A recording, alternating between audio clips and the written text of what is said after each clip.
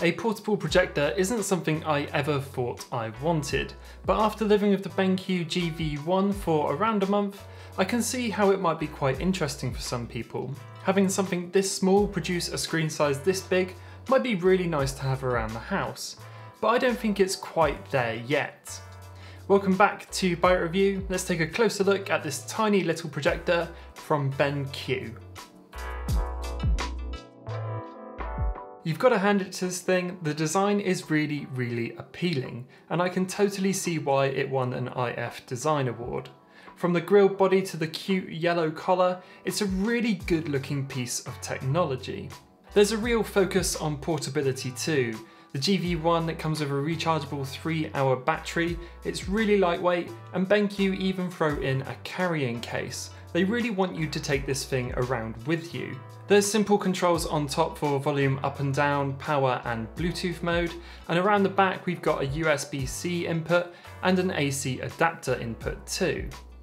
Most of the actual control is delegated to the Apple-esque remote, which you get in the box. You can tilt the projector nice and easily too by pushing the head, and the auto keystone function does a fantastic job of straightening out the screen while watching media. If you're not looking to watch anything on the GV1, a simple tap on the top will switch it to a Bluetooth speaker mode. Now the speakers aren't great and the volume isn't going to blow you away, but it's a nice feature to have in here at all. The only part of the design which I don't like about this is you can't charge it via USB-C, which is a real shame. It's a strange move and it means that you'll have to carry around an extra plug if you plan on taking this anywhere with you. Let's start by saying the GV1 can only put out a 480p standard definition picture, and initially I thought that's not so great, you'd hope it would do at least 720. When you're sitting quite far away from it, as you would do, it's actually really hard to notice and it looks pretty good. At 200 nits of light output, it's not the brightest projector out there, so you're going to have to wait until it gets dark and then close the curtains for the best viewing experience. When it all comes together, there's a real glimmer of greatness from the GV1. There's something really satisfying about watching my favourite YouTube channels on the big screen, especially when you're so used to watching them on a small phone. But a glimmer is all that it is, because for all of the good things the GV1 does, it's riddled with problems big and small that stop it from being the product that it wants to be. Sadly, that starts with streaming over Wi-Fi. It's pretty poor across the range of options you've got. Streaming from a MacBook via AirPlay is probably one of the worst options you have.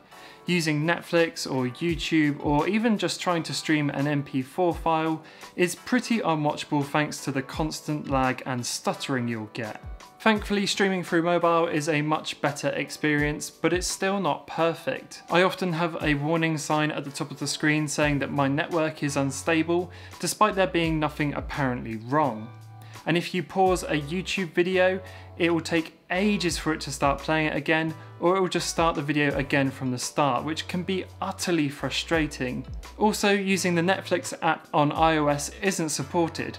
That's a real kicker. The best way I found of playing media from the GV1 is to use the built-in app store to download the YouTube or the Netflix app, or just use the USB-C plug round the back and plug in a memory stick.